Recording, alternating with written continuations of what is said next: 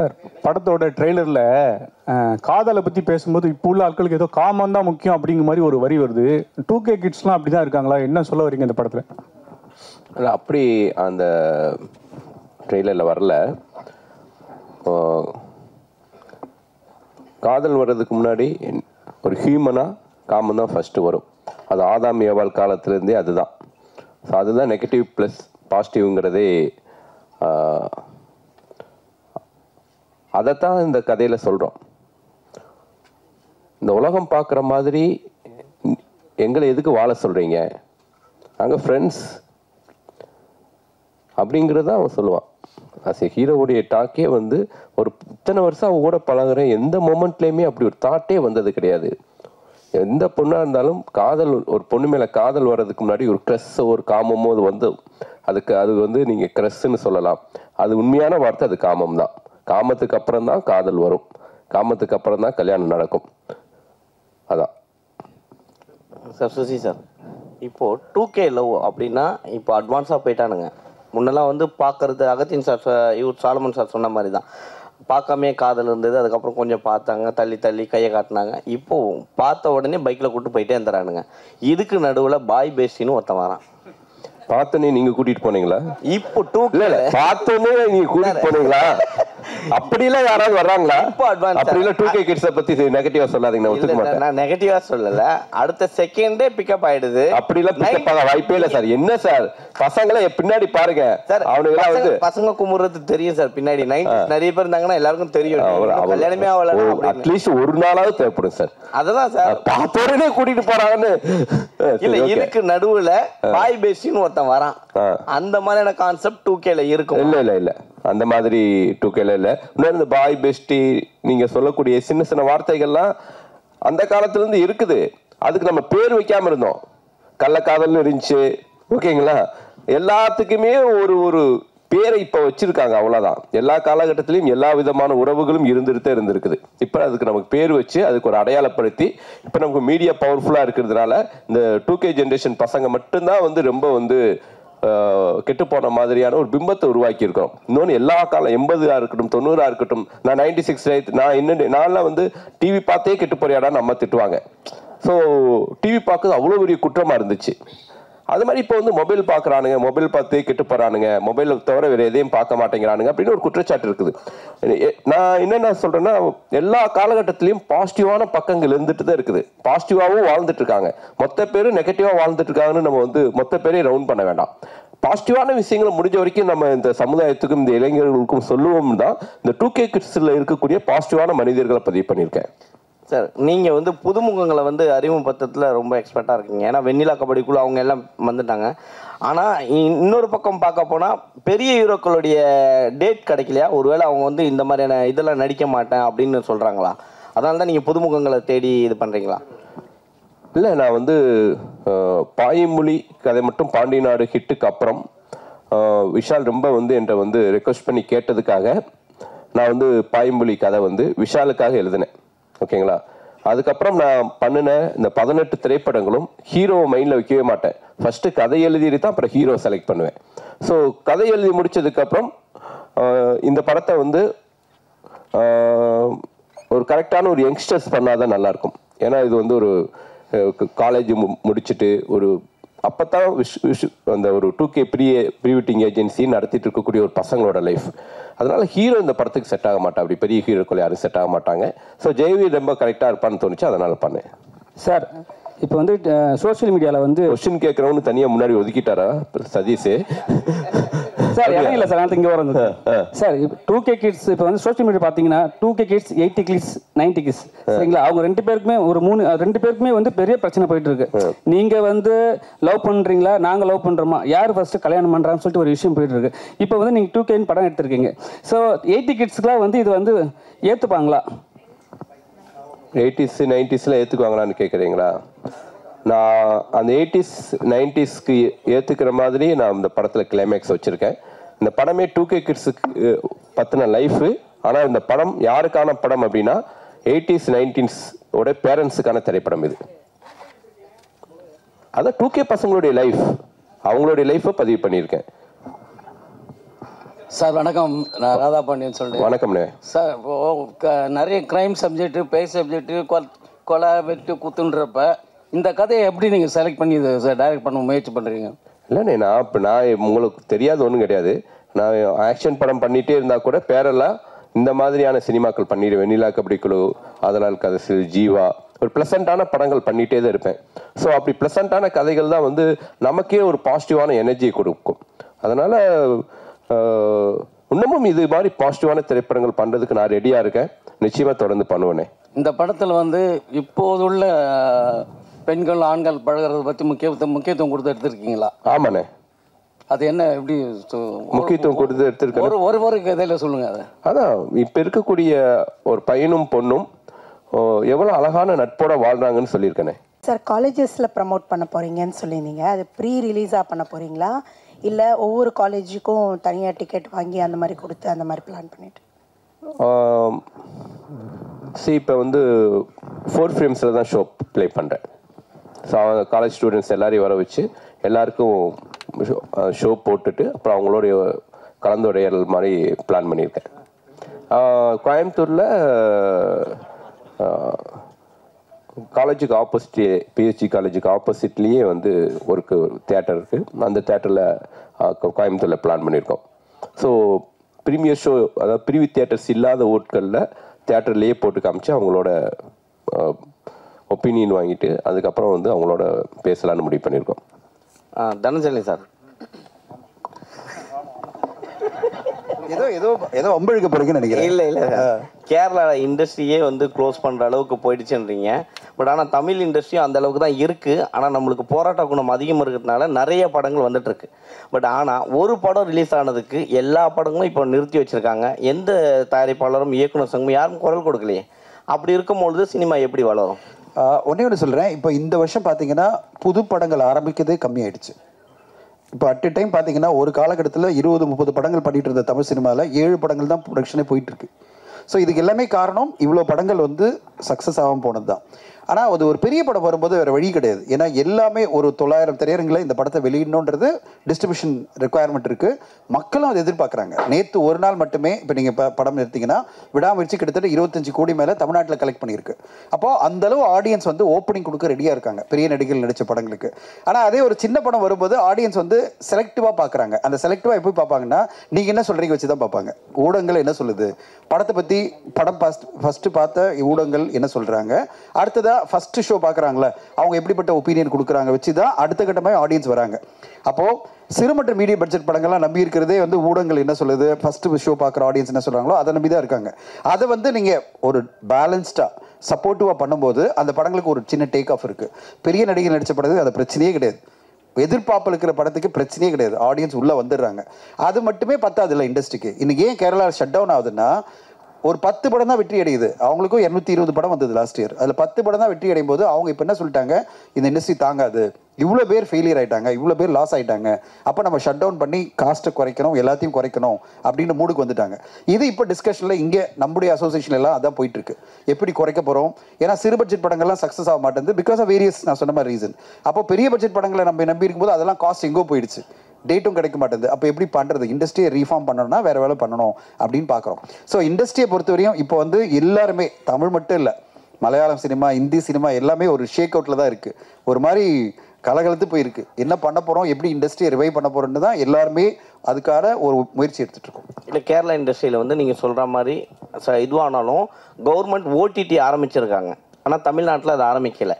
நீங்களும் யாரும் குரல் கொடுக்க, அப்படி ஆரம்பித்தால் சிறு படங்களுக்கு ஒருவேளை ஒரு வாய்ப்புகள் இல்லை. இப்போ நீங்கள் சொல்கிற கேரளா ஓடிடி வந்து இன்னும் பெருசாக அவங்க வந்து ரீச் ஆகல. எல்லாமே சேல் ஆகாத படங்கள், மக்கள் வந்து உடனே பார்ப்பாங்களா அப்படின்ற படங்கள் தான் இப்போதைக்கு ஃபஸ்ட்டு கொடுக்குறாங்க. ஏன்னா ப்ரைஸ் கொடுத்து வாங்கணும். எல்லா தயாரிப்பாளரோட எதிர்பார்ப்பு என்னென்னா, ஒரு பெரிய அமௌண்ட்டில் நம்மளுக்கு வித்துட முடியுமா, தான் வித்துட்டா தான் நம்ம கவர் பண்ண முடியும் காஸ்ட்டை.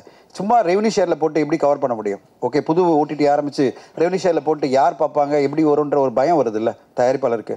எல்லா தயாரிப்பாளரும் ஒரு 4 கோடி 5 கோடி இன்வெஸ்ட் பண்ணால் ஒரு 3 கோடி ஃபஸ்ட் எடுத்துட்டா அவங்களுக்கு நம்பிக்கை வரும். அதான் cinema. So 2K love story பற்றி இதை தானே கேளுங்க. ஏன்னா இண்டஸ்ட்ரி பற்றி நிறைய பேச வேணாம். 2K லவ் ஸ்டோரி சார் 2013 வந்து ஆதலால் காதல் செய் ஒரு படம் பண்ணீங்க. அதுவே 2K கிட்ஸ் ஸ்டோரி தான். ஸோ இது எந்த விதத்தில் மாற்றமாக இருக்கும்? ஏன்னா நிறைய படம் நீங்கள் லவ் ஸ்டோரியை பண்ணிட்டீங்க. இது எப்படி இருக்கும், புதுசாக இருக்கும்? ஆனால் உங்களை தொடர்ந்து கேள்வி கேட்குறவங்க 2K லவ் ஸ்டோரி பற்றி கேளுங்க. ஏன்னா ஒரு 10 நிமிஷத்தில் பேசிட்டு நம்ம எல்லாம் கிளம்பிடலாம். மற்ற கேள்விகள் வேண்டாம். நான் ஒரு 2 ப்ரொடியூசரை கூட்டிகிட்டு வந்தேன் நான் படம் பண்ணலான்ட்டு. ரைட்டாக தனஞ்சயன் சார் பேசுறதுல பதட்டமாயிட்டாரு. ரொம்ப ரிஸ்க் அதிகமாக இருக்கும் போல தெரியுது. நான் இப்போ யோசிக்கிறேன், இந்த ப்ரொடியூசரை கூப்பிடாமே இருந்திருக்கலாமோ. வெங்கடேசன் சார் எந்திரிங்க. சார் தான் எனக்கு என்ன சார் தெரியும், பாசிட்டிவான விஷயங்களை பேசுறது தான் படமே எடுக்கிறோம். சரி, ஓகே. எனிவே சார் பயப்படாதீங்க, நான் இருக்கேன், டோன்ட் வரி. ஸோ இந்த படத்தை பொறுத்த வரைக்கும் ஆதலால் காதல் சேவை ரொம்ப ஒரு ஹாண்டிங்கான ஒரு கிளைமேக்ஸாக இருக்கும். அந்த டயத்தில் இந்த 2010 அந்த பசங்க லைஃப்குள்ளே இப்படியான ஒரு லைஃப், இப்படியான பிரச்சனைக்குள்ளேயும் மாட்டிக்கிறாங்க. அவங்க பண்ணுற தப்புனால ஒரு குழந்தை எப்படி அனாதை ஆகுதுங்கிற ஒரு விஷயத்தை பதிவு பண்ணேன். பட் இந்த படத்தை பொறுத்த வரைக்கும் இந்த பசங்களுடைய லைஃப் ஸ்டைலுக்குள்ள ஒரு எவ்வளோ பாசிட்டிவாக, எவ்வளோ ப்ளசண்ட்டாக இவங்க இருக்கிறாங்க, எவ்வளோ எந்த மாதிரியான பிரச்சனைகள் வந்தாலும் எவ்வளோ வந்து தெளிவாக முடிவு எடுக்கிறாங்க அப்படிங்கிறத தான் சொன்னேன். இந்த படம் வந்து ஒரு லவ் ஸ்டோரியாக இருந்தாலும் இந்த படத்துடைய கிளைமேக்ஸ் இந்த படத்தை வந்து ஒரு யூனிக்கான படமாக மாற்றும்.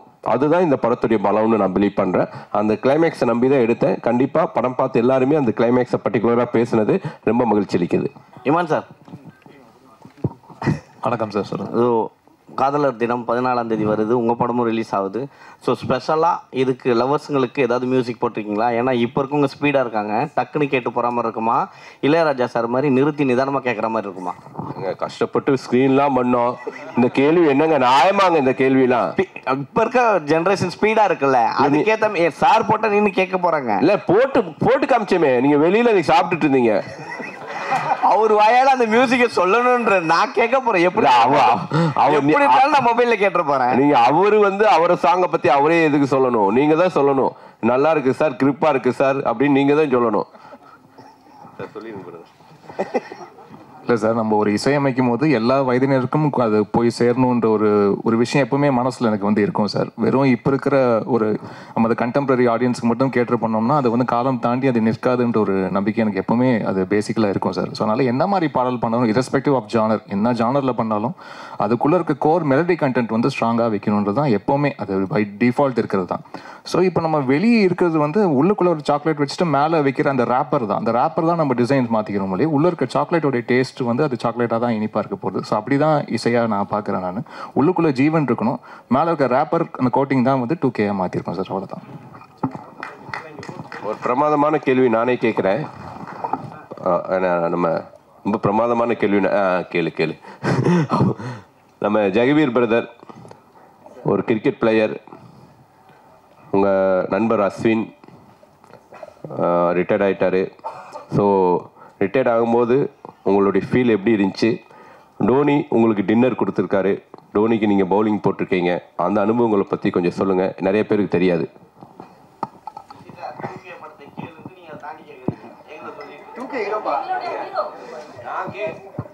ஹீரோ யாரு அப்படின்னு உங்களுக்கு தெரியணும் இல்லைங்க. இவரை பத்தின அறிமுகம் எனக்கு வேணும். அப்பதான் சரி, கரெக்ட் தான். இருந்தாலும் வந்து நான் மன்னிப்பு கேட்டுக்கிறேன். ஓகேங்களா?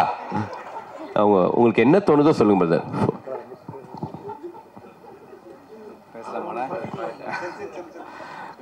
கடவுளுக்கு நன்றி, வந்திருக்கும் பிரசன்ட் மீடியாவுக்கு மிக்க நன்றி. நான் என்னை பற்றி சொல்கிறதுக்கு ஒன்றும் பெரிய விஷயங்கள்லாம் இல்லை. நான் கிராமத்தில் சொரக்குடின்ற கிராமத்தில் திருநள்ளாறு பக்கத்தில் பிறந்து வளர்ந்த ஒரு விவசாய குடும்பத்தில் பிறந்து வந்த மிடில் கிளாஸ் ஃபேமிலி பையன். அங்கேருந்து ஆஸ் யூஷுவல் எல்லா நம்ம இந்தியாவில் வளர எல்லா பசங்களும் இருக்கிற மாதிரி கிரிக்கெட்லேயும் ஒரு ஆர்வம் இருந்தது, சினிமாலேயும் ஆர்வம் இருந்தது.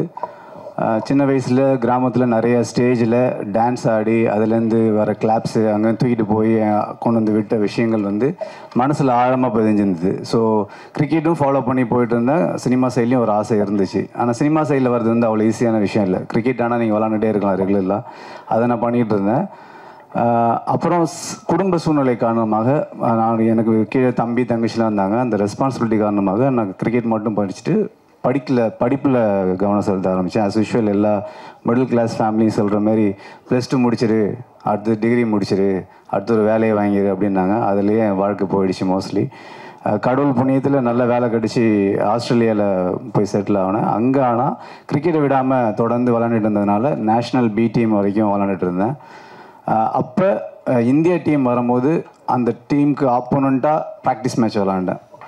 ஸோ அது வந்து எனக்கு பெரிய விஷயமா இருந்தது. ஏன்னா நம்ம இந்தியாவுக்காக விளாட்ணும் அப்படின்ற ஒரு சூழ்நிலை தாண்டி, ஆனால் விளையாட்டு மேலே உள்ள ஆர்வத்தினால கடைசியில் கிரிக்கெட் வந்து இந்தியாவுக்கு ஆப்போசிட்டாக விளாண்டேன். ஸோ தோனி, விராட் கோலி, அஸ்வின் பிரதர், சுரேஷ் ரெய்னா இதுமாரி அவங்களோட ப்ராக்டிஸ் மேட்ச்லாம் நிறைய விளாண்டுருக்கிறேன். பட் அங்குள்ள சூழ்நிலையால் திரும்பியும் குடும்ப சூழ்நிலை தானால என்னால் கண்டினியூ பண்ண முடியல கிரிக்கெட்டை. So back to cinema.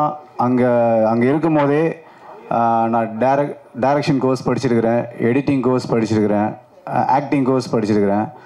இப்படி ப்ரிப்பேர்டாக இருந்தேன். இடையில கோவிட் லாக்டவுன் வந்துச்சு. ஸோ அந்த கோவிட் லாக்டவுனில் ஐ வாஸ் திங்கிங், நம்ம இது வரைக்கும் குடும்பம், அண்ணன் தம்பி இந்தமாரி ரெஸ்பான்சிபிலிட்டியோடு வந்துட்டோம். ஆனால் இது வரைக்கும் நமக்காக என்ன பண்ணோன்னு யோசித்து பார்க்கும்போது ஒன்றுமே பண்ணல. வாழ்க்கையும் ஆல்மோஸ்ட் முடிஞ்சிடும். இப்படியே கடன், லோனு, அப்புறம் வீடு கட்டு, நம்ம மிடில் கிளாஸ் நம்ம எல்லாம் பண்ணுற மாதிரி தான். ஸோ அங்கேருந்து வந்த ஒரு பையன்தான் நான். அப்போ யோசித்து வீட்டில் உள்ள சப்போர்ட்னால திரும்பி சினிமாவை தொடர்ந்து வந்தேன். இப்பயுமே வந்து இந்த வாய்ப்பு வந்து கடவுள் எனக்கு கொடுத்த பெரிய வாய்ப்பாக பார்க்குறேன். ஏன்னா நிறைய பேர் 10-15 வருஷமாக சினிமாவில் போராடிட்டு இருக்கிறாங்க, இன்னமும் வாய்ப்பு கிடைக்கல, லைம் லைட் கிடைக்கல அவங்களுக்குலாம். எனக்கு வந்து ஒரு 3 வருஷம்தான். கோவிட் லாக்டவுன் தாண்டி வந்தது வந்து உடனே பிரபு சாலமன் சாரோட ஒரு ட்ராவல் இருந்துச்சு. அது இந்த இயர் 2ல் ஆரம்பிக்க போகிறோம். பட் அதை தாண்டி அண்ணனை வந்து நான் ஒரு ஆக்சிடெண்ட்டாக ஒரு சின்ன ஒரு மீட்டிங்கில் தான் பார்த்தேன். அந்த ஒரு மீட்டிங் வந்து ஜூன் 1 நடந்துச்சு. இப்போ அதுக்குள்ளே February 14 படம் வருதுன்றது வந்து பெரிய ஆச்சரியம். ஆனால் ஒரு படம் எடுத்து முடிக்கிறது வந்து எவ்வளோ கஷ்டன்றது படிக்கும் போதெல்லாம் தெரியல. ஆனால் இப்போ நல்லாவே தெரிஞ்சுது எனக்கு. ஏன்னா படம் எடுக்கிறது ஒரு விஷயம், அது நம்ம கரெக்டான ஆட்களில் போய் சேரணும். அதனால் இப்போ எனக்கு வந்து ரொம்ப ரொம்ப சந்தோஷமாக இருக்குது, எக்ஸைட்டடாக இருக்குது. I think I'm at the right place at the moment. நான் வந்து ஒரு கனவுல கூட கண்டிருக்க முடியாது எல்லாரும் நினச்ச மாரி. இப்போ அங்கே உட்கார்ந்த ஒரு ஆள் வந்து இங்கே ஒரு 3 வருஷத்தில் ஒரு சுசீந்திரன் சார் மாரி ஒரு டைரக்டரும், அப்புறம் இமான் சார் மாரி மியூசிக் டைரக்டர் பண்ணி அது அவங்க மூலியமாக லான்ச் ஆகிறது வந்து எத்தனை பேருக்கு இப்படி ஒரு வாய்ப்பு கிடைக்கல தெரியல. ஸோ அந்த வாய்ப்புக்கு மிக மிக நன்றி. வேறு என்ன சொல்கிறது, ஒரு 1-2 பாசிட்டிவ் பர்சனோடு இருக்கும்போது நம்ம 3ஆவதாக ஒரு பாசிட்டிவ் பர்சனாக ஆகும். அதுக்கான வாய்ப்புகள் அதிகம். ஸோ அப்படி பார்க்கும்போது இந்த படம் ஃபுல்லாகவே எல்லாருமே பாசிட்டிவ். படமும் நல்லா பாசிட்டிவாக சூப்பராக எனர்ஜெட்டிக்காக வந்திருக்கு. அதை தாண்டி அதை கரெக்டாக கொண்டு போய் சேர்க்கறதுக்கு இன்னொரு சூப்பர் பாசிட்டிவ் பர்சன் வேணும்.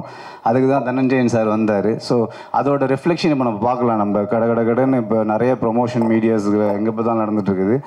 ஸோ எனக்கு ரொம்ப நம்பிக்கை இருக்குது. இந்த படம் வந்து பிரபு சாலமன் சார் சொன்ன மாரி நட்புக்கும் கற்பு இருக்குது அப்படின்றது தான் ஒன்லைனர். இதை நீங்கள் பார்த்துட்டு கண்டிப்பாக சொல்லுங்கள், தரவாக என்ஜாய் பண்ணுவீங்க. எல்லாருமே ஃபஸ்ட்டு படம் மாரி இல்லாமல் நல்லா நடிச்சிருக்கிறாங்க.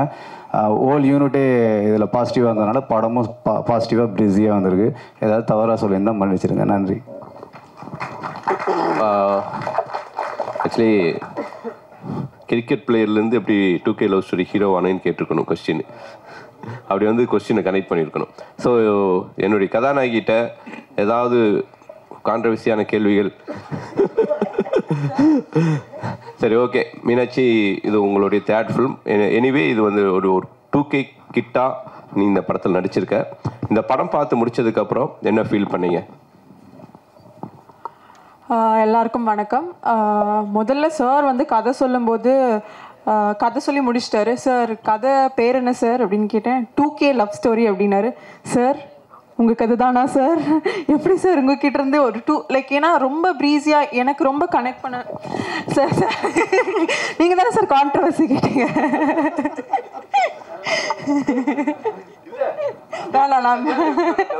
ஏன்னா சார் எப்பவுமே வந்து ஒரு வில்லேஜ் சப்ஜெக்ட், ஆதலால் காதல் செய்வீர், ஜீவா எல்லாம் ஸ்போர்ட்ஸ் ஜானர் எல்லாமே வந்திருக்கு. But it was such an young film. 2K நான் ஒரு 2K. ஸோ எனக்கு இந்த படம் ஸ்டோரி கேட்கும்போது ரொம்ப ரிலேட்டபிளாக இருந்துச்சு. ஸோ அதனால வந்து சொன்னேன் சார். சாரி. பட் ஐயோ ஏங்க மைக் கொடுத்தீங்க? இல்லை நான் இப்போ பேசி சார் இந்த படத்தில் நடித்ததில் ரொம்ப சந்தோஷம். அண்ட் சுசி சாரோட 3ஆவது படம். எல்லா படத்துலையும் ஃப்ரம் த பிகினிங் சார் படம் பார்த்து இருக்க அந்த படத்தை நீ படம் பார்த்ததுக்கு அப்புறம் என்ன ஃபீல் பண்ணேன்னு क्वेश्चन படத்தை கேட்டேன். என்ன படம் பார்த்து என்ன ஃபீல் பண்ணேன்னா it's very very colourful breezy and ரொம்ப நாள் ஆச்சு ஒரு படம் ரொம்ப லைட் வெயிட்டடாக ஃபர்ஸ்ட் ஹாஃப் ஜாலியாக போச்சு செகண்ட் ஹாஃப் லைக் சுசி சாரோட ஸ்ட்ரென்த் நான் நினைக்கிறேன் காமெடின்னு நினைக்கிறேன் அது படம் த்ரூ அவுட்டாக இருந்துச்சு ரொம்ப என்கேஜிங்காக இருந்துச்சு அண்ட் Feb 14 அன்னைக்கு வந்து it's a perfect film to watch so கண்டிப்பாக நீங்கள் எல்லாரும் February 14 வந்து படத்தை பார்க்கணும் சப்போர்ட் பண்ணணும்னு கேட்குறேன் தேங்க்யூ. நன்றி. சோபி மாஸ்டர் ஃபஸ்ட்டு விட்டு கொடுத்து போட சாங்கு மாஸ்டர் 3 நாளில் சாங் பண்ணணும் மாஸ்டர் அப்படின்னு கோயம்புத்தூர் கூப்பிட்டு வந்தேன். அவர் கூட்டிகிட்டு வந்துட்டு லொக்கேஷன்லாம் பார்த்தாரு. ஏன்னா அதாவது எக்ஸலண்ட்டாக இருந்துச்சு இந்த படத்துக்கு. மிகப்பெரிய இந்த சாங்க்கு பணம் வந்து கோயம்புத்தூர். நன்றி. அற்புதமான லொக்கேஷன்ஸ் காமிச்சார். ஒரு பெரிய செட்டு போட்ட மாதிரி இருந்துச்சு. ஸோ சோபி மாஸ்டர்கிட்ட 3 நாள் பண்ண சாங் பீட்டு கேட்டோன்னே சார் இந்த புது பசங்களை வச்சுட்டு 3 நாள் எடுக்கிறதுலாம் ரொம்ப கஷ்டம் சார், பேசாமல் என் அஸ்டண்ட் வச்சு எடுத்துலாமான்னு கேட்டார். தயவு செஞ்சு மாஸ்டர் எனக்கு நல்லா வரணும் அவ்வளோதான் அப்படின்ட்டு மாஸ்டர்கிட்ட சொல்லி அதை சாங் ஷூட் பண்ணோம். ஃபாரஸ்ட் சாங் வந்து மொத்தமாகவே மாஸ்டர் வந்து ஒரு அந்த சாங்க்கு நான் மைண்டில் விஷுவலாக நான் நினச்சி பார்க்க முடியாத ஒரு விஷுவலை கொடுத்தீங்க. அது எப்படி மாஸ்டர்? எனக்கு அந்த கொஸ்டின் நான் கேட்கணும்னு நினச்சேன். சரி, உங்கள்கிட்ட ஏதாவது கொஸ்டின் கேட்க சொல்லியிருக்காங்க, தயவு செஞ்சு ஏதாவது பதில் சொல்லிடுங்க. அப்படிலாம் வித்தியாசமெல்லாம் யோசிக்கல சார். நீங்கள் ஃபாரஸ்ட்னு சொன்னீங்க நேரம் போய் சரி பார்த்தா அங்கே என்ன இந்த சாங்க்கு அந்த இடத்துல எப்படி செட் பண்ண முடியும்னு.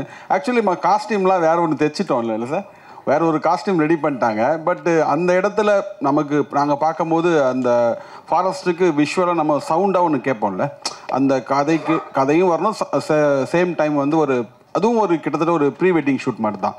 ஸோ அந்த கான்செப்டை பேஸ் பண்ணி வேறு என்ன நல்லாயிருக்கும் விஷுவலாக, இந்த இடத்துல எந்த காஸ்டியூம் தான் நல்லாயிருக்கும்னு சொல்லி அப்புறம் அங்கே எமர்ஜென்சியாக ஒன்று அவசரமாக ரெடி பண்ணி ஒன்று பண்ணோம். மற்றபடி இதில் ரொம்ப அது பயங்கர சரி, ரொம்ப கஷ்டமான கேள்வி கேட்குறேன். சொல்கிறேன். சுசீந்திரன் சாரோட நீ எத்தனாவது படம் பண்ணுறீங்க இது? சார் கணக்கே இல்லை எனக்கு தெரிஞ்ச. அது அவர் எவ்வளோ தெளிவாக 90 சொன்னார், இப்போ நீ சொல்லியே ஆகணும். அது நான் அப்படி கணக்கு வச்சுக்கலையே. ஆல்மோஸ்ட் வந்து 95% ஃபிலிம்ஸ் சார் பண்ணதில் எல்லாமே எனக்கு தெரிஞ்சு. ஆமாம், 95% ஃபிலிம் சார். ஆமாம் ஆமாம், ராஜா பட்டேல் ஆரம்பித்தா இது வரைக்கும் எல்லா படத்துலையும் எல்லா சாங்ஸ் பண்ணிக்கிறேன்.